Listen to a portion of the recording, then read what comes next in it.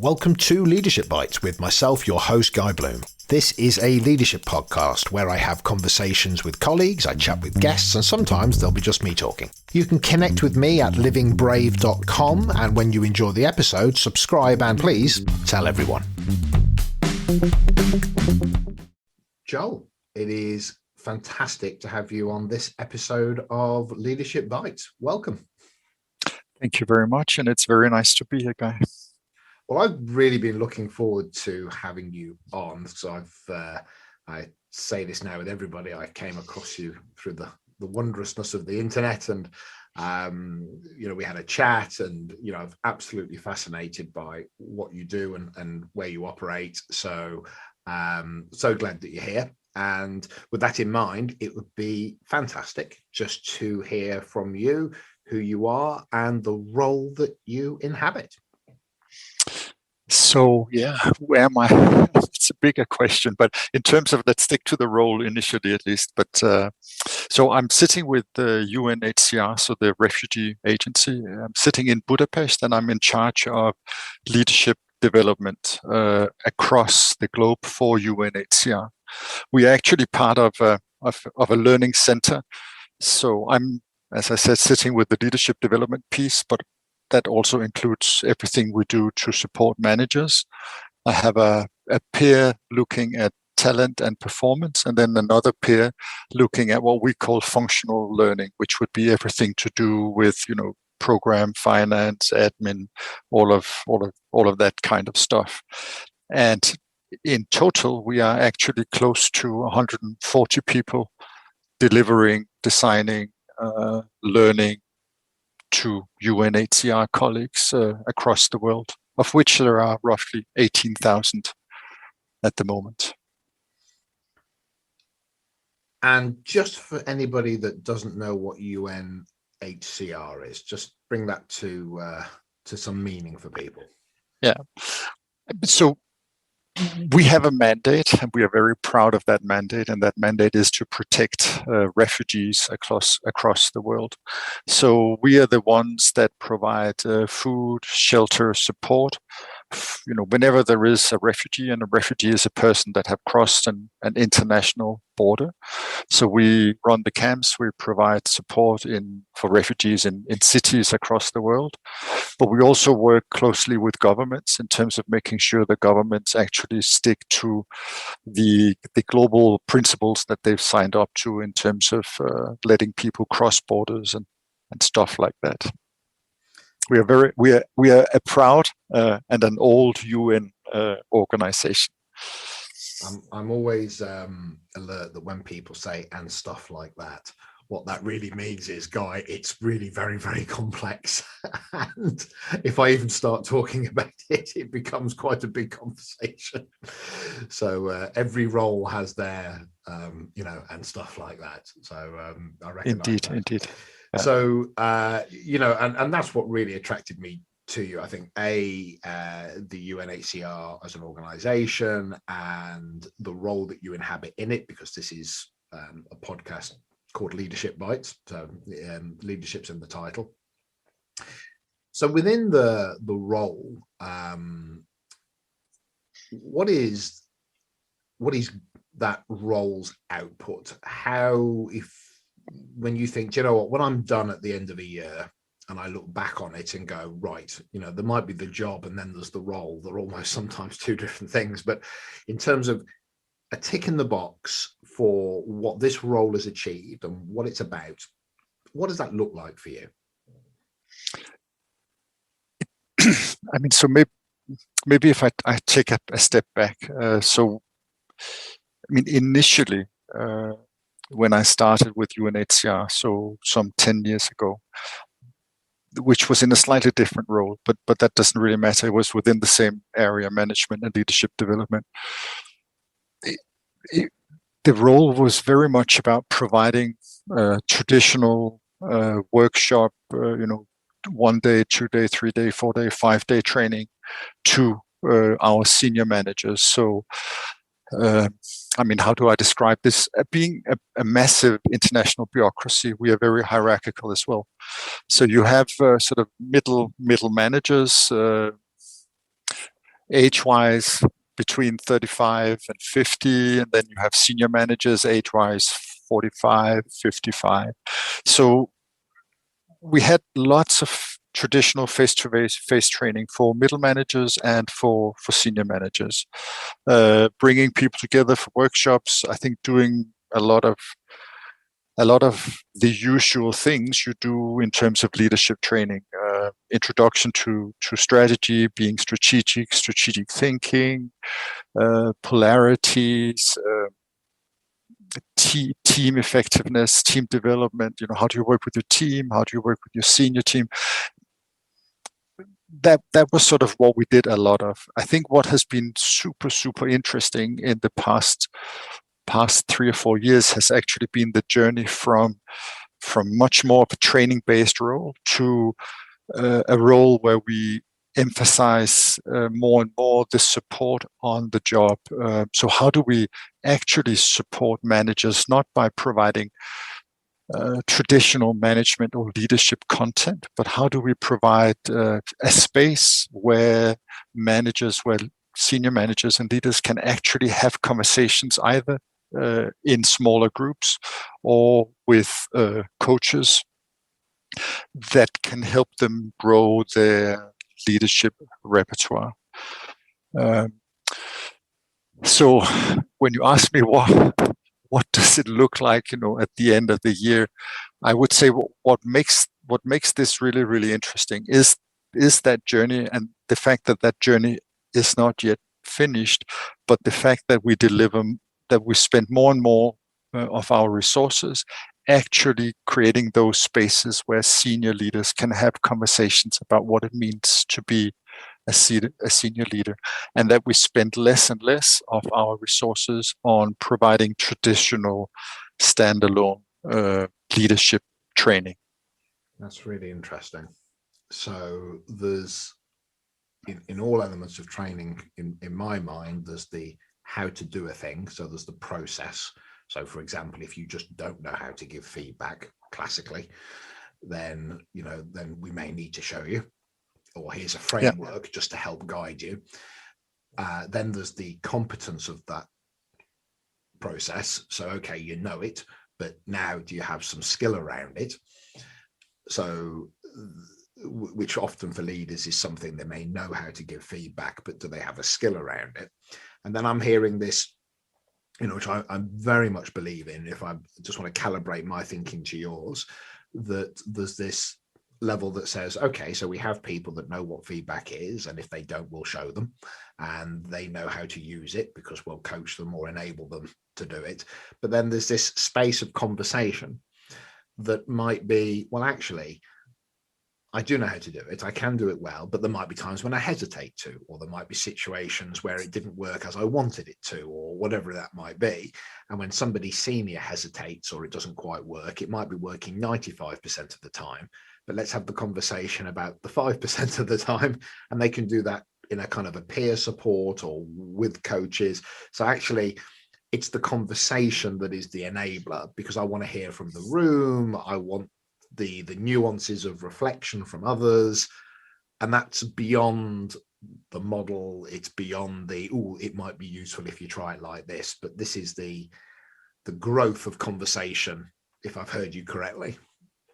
Yeah, I think you have heard me correctly. I think another element is also the self-awareness that comes with the conversation, the realization that maybe I thought I was good at this, but maybe I'm not as good as I hear some of in terms of the feedback I get from the peers in the conversation, or in terms of the examples I hear from my peers in terms of how they provide feedback or what they do in terms of supporting staff development, for example, and learning on the job. And maybe there is stuff there I can pick up and actually apply when I go back to my everyday practice as a senior leader.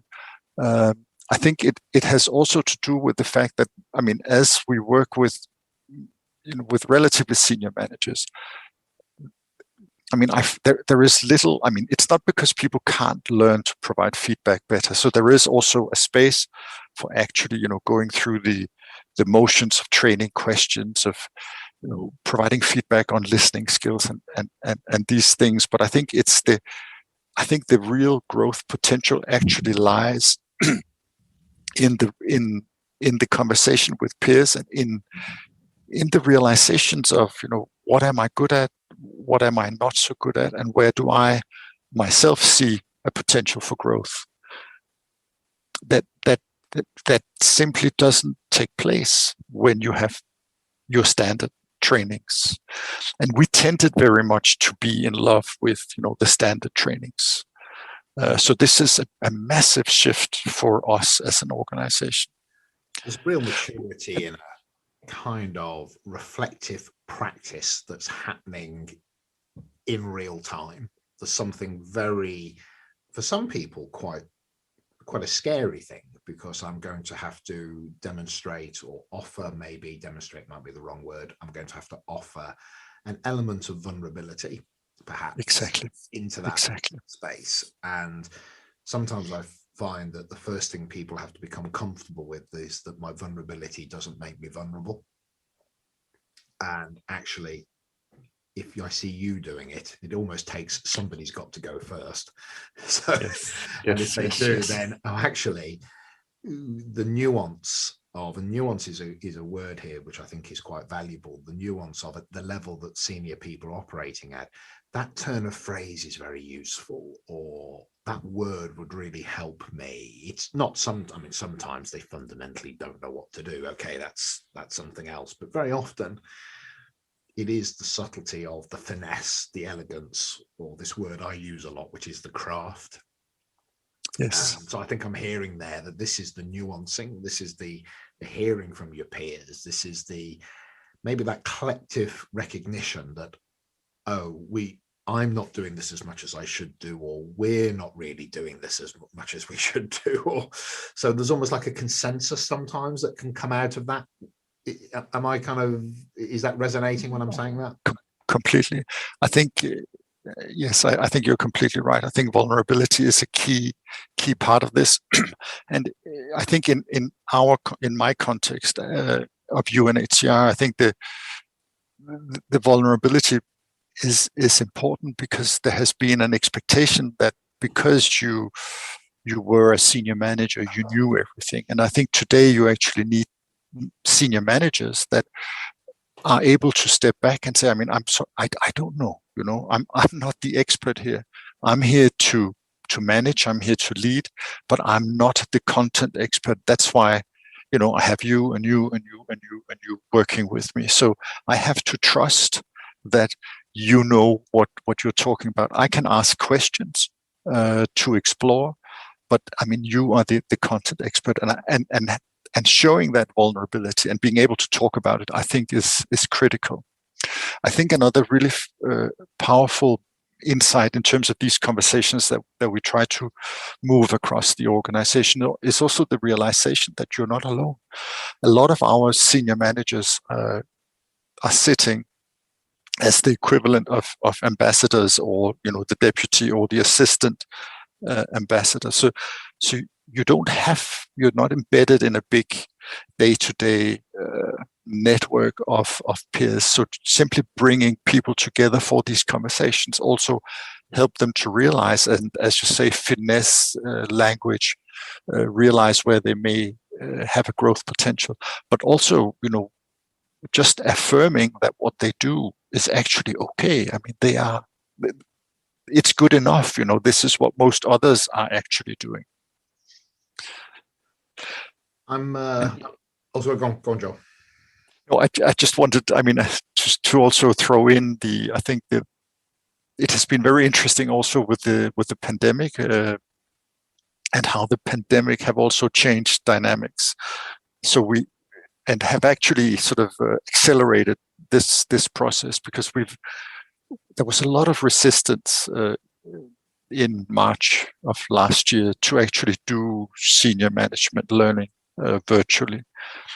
But we pushed very hard for these small group conversations facilitated by expert coaches or expert facilitators. And I think it has really, really taken off now. It has been helped a lot by COVID. and the pandemic. And I mean, I have listened into many incredible intimate conversations and been part of very many intimate conversations, because the space is just intimate, even though we are on a screen. And I think in many ways it's actually better conversations that I participate in and that I hear today than it was when we did something similar but face to face. I'm fascinated by this because I've just put a video out on my website and LinkedIn about this, my studio setup, for example. And one of the things I talk about in it it's a very brief video, but I almost go, I wondered how it would work. So it's not just, hey, look at my lovely studio, which it is. It's also actually me recognizing, I was thinking, gosh, is my craft going to translate into this digital medium? Because I always believe that, for that one-to-one work in particular, I really need to see the whites of the eyes, and I need to be face-to-face, and all those lovely phrases. And I'm finding the same thing. There's something about it that, as long as that person's sitting in the screen and we can see each other, and if all the mechanics are in place. And I have a couple of thoughts on why that might be, but I just wondered what why you think the mechanic of it is enabling to be as good as, if not sometimes greater than, being face to face. I think there are fewer disruptions. So there is, in a way, there is more concentration in terms of, me interacting with you in this instance. What we have done that I think have helped as well is to have an external coach. So a trained coach to actually coach the conversation. So you also have a higher quality conversation. It's not just the usual conversation that takes place within the culture of the organization, in this case UNHCR, but it's actually a sort of a methodology being almost superimposed on the conversation that also delivers a different quality. But I think it's also simply, it's because we are very close. You are sitting literally 30 centimeters away from me, which is amazing. I think my mental picture, in a way, is very much of American movies and driving at night and listening to radio. That's the kind of sense I have when I'm in these conversations. So it's being in that closed space, listening intently to your questions and trying to respond to those questions. So that's the best way I can describe it. So it's that, midnight drives where you drive at night, there are stars, and you listen to, some dude on the radio. Yeah, you put that really better than I was going to, so thank you for that. And I think there is that, because I've always said, there's everything has mechanics, everything has a process, and if you've got good sound and you've got the lighting on and you're sat centrally in the screen, so it's very much your head rather than just, you're in sometimes I've gone on to meetings and somebody's using a video camera in a meeting room and they're at the end of a long table. And I'm like, my friend, I can't even see your face moving. So I said, you've got to come closer. So there's the mechanics of it. But I think what I'm hearing from you is, and you're quite right, that camera is, 12 inches or whatever it is from my face. And the picture of you. Now, if you've got 10 people on a screen, it's a slightly different mechanic. But actually, in a room, they'd be a lot further away. And if I'm wearing headphones or my sound is good as well, and, as you say, it becomes much more resonant. So there's something about it that might be exhausting for daily meetings all day. So when people talk about Zoom fatigue, video fatigue, it's because actually this level of intimacy actually is exhausting. But actually for the work that we might want to do, it's actually do you know what? This is really rather useful. It actually helps. So I think what is Zoom fatigue for one is actually the reason it works maybe for us. I think I've just resonated with that more than I thought I had. Yeah, I agree. I agree. But so so thank you. That actually that helps me. So thank you for that. And Joel, as you look at the I suppose the focus of learning that you bring to the role in the context of what you can talk about, where is what are the main learning outcomes that you're looking for, the things that say, do you know what, to succeed, for leaders to succeed in this role, I have to enable either knowledge of or reflection to or a craft around? What are those ones that go, that's my role to ensure that if you come in or you're here, that's where I'm aiming, where my effort goes to your craft? I mean, so, well, I think the bigger shift that we are doing in terms of learning is really to help build the competencies, and I mean the competencies, skills, and also to some extent the experiences around a much more people-centric culture. So, I mean, your role as a manager, as a leader, in terms of creating a safe environment where it's okay to speak up. I mean, it's actually encouraged. It's not about fighting, it's not about conflict, but it's about having conflicting points of view and have fruitful conversations around, have we identified the right problem?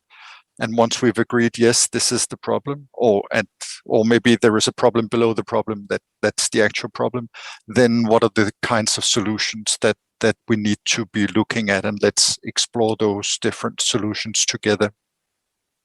So that whole people-centric culture, which is also about well-being, taking care, I mean, in particular with COVID, of course, taking more care of staff, being more aware of the stresses of staff. I mean, I just am off a call with a colleague whose child is now at home because the child was a close contact to another child with a COVID case. So what do I tell her? I tell her, of course, you need to balance out. You have your kid at home now. I mean, I won't ask you to do 120%. But I will have to ask you to do less, and you have to tell me if I'm asking too much for the next 10 days when your child is home. So making sure that there is that environment, also where it's okay to tell me, my kid is at home sick or not for different reasons. Yeah. So we need to work out, different arrangements. I mean, fundamentally, it's people-centric. It's about people management. It's about linking development to performance conversations. It's about managers that support staff in terms of developing for performance, and it's about managers having a really good eye for what's the learning we can have as we work. So how can I help you with stretch assignments? How can we actually have a conversation around what have you learned managing this project, for example? So one of the examples I use with my colleagues is that I was managing actually with a British provider or a UK provider. Hang on a minute.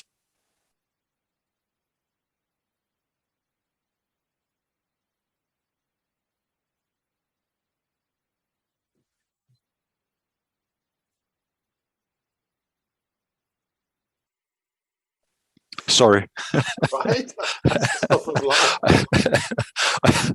I just had my wife and somebody else, walking through the room talking very loud. That's all right. Normally I get a postman at the door, so that's okay. Come at any moment, so don't worry. Oh, so where did we leave off? Well, I was hearing you talk about, in essence, I translated it because it helps me kind of play it back to you to make sure I've understood it, which is that psychological safety within conversations that also drive performance. Yes. Yeah. And that's an interesting one, isn't it? Because these are easy things to say. It's an interview. What kind of a manager are you? What kind of a leader are you? Well, I provide psychological safety, and but also I drive performance. And you go, wow, and we've all got that capability with a few buzzwords to say things. But I think manifesting what I'm hearing from you is fine, but turning that into a tangible skill, something that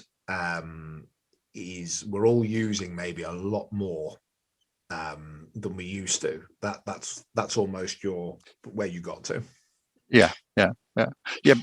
So, and it brings us back to the value of the conversations and why conversations are so important, and the art of conversations and the art of asking the right questions, because that, in a way, is what the manager and also the leader. And I mean, so I use the two interchangeably almost, but you need to be good at the conversations in terms of driving performance and linking performance to development, and also understanding what are the career aspirations of staff, and having, I mean, the hard conversations, but also having the good conversations. So how can I help to give you this kind of experience if you want to go, from A to B?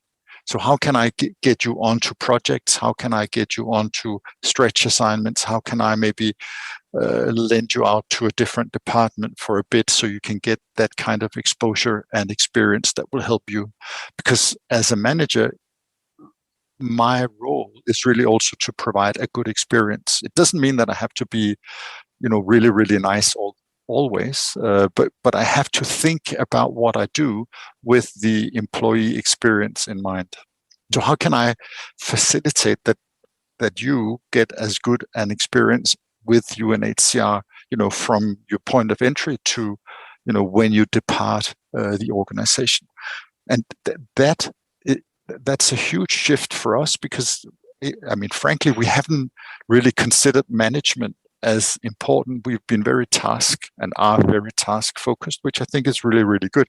But we also need to take the management side of the equation equally to heart. And I mean, personally, I've learned. It's been kind of an sort of not epiphany, but an aha moment. Trying to think about what I do as a manager from the perspective of what kind of experience does this actually deliver for the individual? Because that's a complete reconfiguration of Joe, I was just thinking of the way I often put it is, those kinetic balls on the toys that sit on a desk, and you pick one up and you click the side. Yes. And then it goes through 8 balls and clicks out the other. I go, so when for every action, an equal and opposite reaction, right? When you say a thing in a certain way at a certain time, and you let that ball, as a metaphor, drop, boom, it may impact on the person that you're talking to, but then it may impact on the person that they go and talk to, and then but then exactly. 6 balls down the line, that may come at you with your habitualized behavior has now meant that they're a little bit more submissive. So that ball that pops out the other end could be, those other balls in between. That could be, if each one was a month or a day, it could be 6 hours later, 6 days later, 6 months later, 6 years That's later. Very nice. Yeah, very nice. Boom, it pops out the other end, and it's the historic tapping that you've been doing.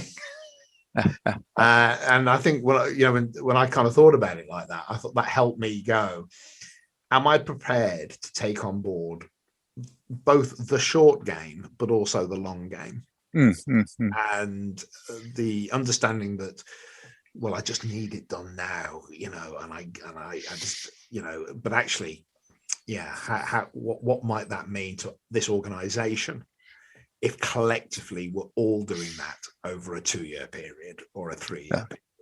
And this is why I like your conversations focused, because I get to hear what's going on outside of my own truth. Yeah.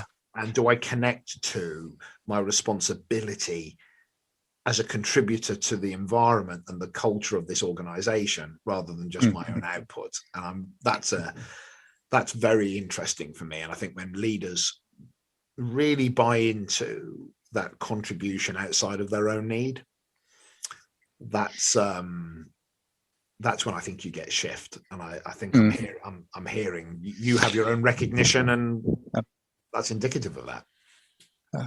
And I mean, I really like that picture with the small balls. I think that it's so right, and it speaks to the systemic nature of organizations. I think. I mean, and that's also your point in a way, isn't it, Guy? That you cannot just look at your own little piece of the puzzle. I mean, you have to be mindful that there is a bigger piece, and what you do in your piece may impact on what goes on in other parts of the organization. And just to go back to the conversational point, I think it's also when you, at least for me, so maybe I'm just making assumptions here, but I think for many people, it's a lot easier also to reflect on where their own practice doesn't work or works well when they listen in on experiences from other peers. So it's when you are sort of slightly removed, you have a bird's eye perspective on the conversation, you actually realize that, this is where Joel keeps, doing the wrong thing, but he can't see it, but I can see that that's what's happening. Yeah. But also, I think you see yourself reflected back at in the action. Yes. Yeah, oh gosh, I do that. Yes. Now, exactly. Now I realize what that sounds awesome, and I don't do anything like that.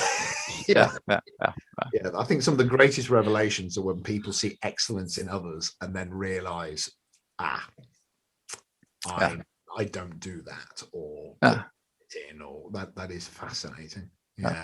But there is also something about the nature of the conversation that actually helps to bring it out in a way that I could not bring out by teaching. I can't stand. I mean, sometimes if you are really, really good, of course, at facilitating or teaching, you can bring it out, but it's difficult. Well, I think you're one person, and even in your crafted excellence, if I thought I was one of the best facilitators around, I'm only one person. I can only talk for so long in a room. And I've made that mistake whereby trying to bring learning and insight to all, I've spent a lot of time talking.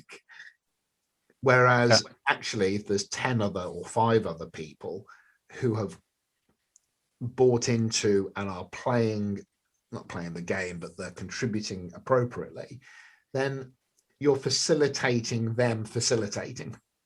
Yes. And there's there's not just you trying to make it happen. There's 5 challenges, there's 5 curiosities, there's 5 offerings of story. And you could be the best facilitator in the room, but if you just keep talking, there's no room for everybody else. And I learned that because I love the sound of my own voice, Joel. That may be appropriate, but the craft is shut up and let others speak. And good. So Joel, how did you how does one get to your that role that you inhabit? I can see some roles being quite obvious, the commercially driven environments, and you're in that space, but the UN and a role within that. What was your journey? Yeah, thank you for asking. It's kind of obviously it's always interesting when it's your own journey, but there is at least the Danish. So I'm Danish, and the Danish government have a scheme where they actually fund fresh graduates entry into the UN for 1 or 2 or 3 years. So I was fortunate enough to get into one of those jobs when I finished university back in the 90s. So I had 3 years with UNDP, which is a United Nations Development Program. And actually, I was back. I was in Kenya, where I am back now. So that's sort of kind of a full circle. So I started with UNDP, then we in Kenya, then we went back, my wife and I, to Copenhagen, and spent a little bit of time there. Then she got a job. I followed. I went into consulting. So spent almost 10 years in management consulting, and at some point realized that I hadn't had a conversation about the quality of what we do as as consultants. So I thought maybe it's time that I go back to the UN, and I saw a job opening with UNHCR, and the only reason I applied was really because it was opening this new learning center in Budapest, and I thought, okay, that's kind of an interesting opportunity because it's a new entity within. It's a new location, so it's not going to be sort of hardcore UN. It's not stepping into an old dusty office. It's actually being part of shaping something new. So that took us to Budapest, and then I've been sort of out of UNHCR and done some. There is a small staff college, UN staff college in Torino. I've spent a couple of years there, and then I came back. So I've been, I started with the UN. I'm now back with the UN, but done lots of management consulting in between. And I think it's a. And what pulls you back to the UN? I mean, I know there's that opportunity, but the UN itself, is there something about that? Yes, there is also something about the UN. I think there is something about in a way, the convening power of the UN and the ability to attract very, very interesting individuals. So, I mean, like now I have this conversation with you. I mean, there are lots of these kinds of moments that I really, really appreciate a lot. Another example, I mean, I met another gentleman, also from the UK, by the way, who reached out maybe a year ago and asked me whether I would want to be part of conversations that he is convening. And then we now meet virtually, once every 2 months, 3 months. There are, a gentleman from FIFA, but everybody, very different fields, but involved in learning and just having conversations. I mean, and this is what I really, really appreciate about the UN. There is something about the diversity of the UN as well. The fact that you have colleagues from literally every country of the world. When I walk down the corridor, I mean, not that I have done that for a while, but when I used to walk down the corridors, I mean, you would hear, Hungarian, English, Spanish, Italian, French. I mean, it's just very, very rich, which is, it's just fascinating. And but I would just, so that we have these conversations also about words and concepts, and because they mean something different to different people in different cultures, so you have to constantly be alert and adjust. And I mean, are we actually, if we talk about accountability, what part of it is it actually we're talking about, and does that mean the same to me as a Dane, as opposed to the Hungarian colleague or the Italian colleague or the colleague from Mali? So but it's part of it's deeply frustrating at times, but it's also incredibly fascinating. I have to say that would be if I think about being in a relatively static group of people. I'm in one country most of the time. There's a relatively uniform demographic, etc. And even then, of course, when you say accountability, what do you mean? But of course, when you then go into your complexity, I imagine you have to find it a beautiful thing, because otherwise you'd literally go bonkers. You have to go, this is awesome, because those cultural dynamics and etc. would be a part that I understand to a greater or lesser degree, because obviously doing this for 20 odd years, I've come across different cultures, but that to be such an inherent part of the role, I imagine, would be absolutely fascinating. And when you go home and say to the people in your life, we're going to Budapest, what how do you what's the reaction when you say that? No, I think what's interesting, honestly, I mean, but it's a very good question. I think what is incredibly frustrating when we go home, and probably also part of the reason why we keep getting back out, is that people don't understand. Family, friends, very few understand and are really interested, because it's too far away from their reality. So when we have been back and when we've agreed, now we go back to settle in Copenhagen again, then 6 months later we look at each other and say, no, we need to get out, because it's as though, the longer you're away, the bigger the black hole is, where you have experiences, you have friends that your old friends can't connect with or don't understand, or so it's like living a life where there is a big chunk of it that's simply not part of the conversations that you have when you're back home. So this is what I'm hearing from you there, is there's a sense of, it comes with its own weight, it comes with its own kind of things that need to be worked through. But if I walk away from it, might be the wrong word, but if I move away from it, I feel that pull. Yeah, it's call it the curiosity of people's stories, or the adrenaline of the situation, or just the sheer kind of scope and scale of some of the things. There's something there that's got its in the nicest possible way, it's got its hook in you. Yes, completely pulling you. I mean, the way so when I discuss it with my wife, I think the way we try to verbalize it a little bit is that so whenever you are in a new country, in a new context, like now we are back in Kenya, even though we've been here 23 years ago, it's completely changed. It's like being in a new country. And it requires sort of an additional level of alertness, of attention to, trying to understand what are people saying, trying to understand, why are they doing what they're doing, just trying to navigate, how do I get a phone? How do I get, a new tax number? How do I get water? How do we pay it on?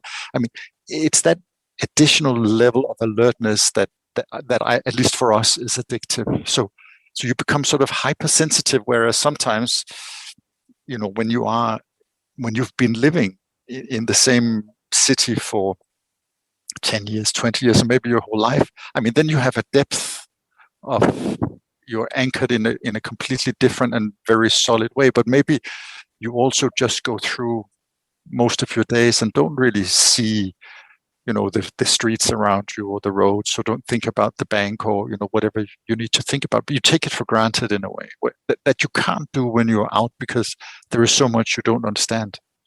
So there's a kind of enhanced quality of living for you. There's almost a sensitivity that it brings when you put yourself into that space. Yes, yeah, that's very nicely put, Guy. Well, listen, we were alert to time when we started, so I'm just going to say this has been fascinating, just to hear you talk, and just to, like with all roles, of course, we've only touched the surface, but it's a lovely insight just into you and your thinking and the space that you work in. And I could get into the whole dynamics of delivering globally, and there might be a secondary conversation that I pick up with you on, but just thank you for your input, thank you for your time, and it's been very, very much appreciated. Thank you, Guy, and thank you very much for the questions and for the conversation. Absolutely. It's been great. I'll press the stop button. Thanks. That's it, so I hope you enjoyed the episode. Please share so others get to hear about us, and subscribe so you keep up to date on new episodes. Also visit livingbrave.com if you want to connect with me and find out more about executive coaching, team effectiveness and changing culture. Oh, and of course you can buy my book Living Brave Leadership on Amazon. So on that note, see you soon.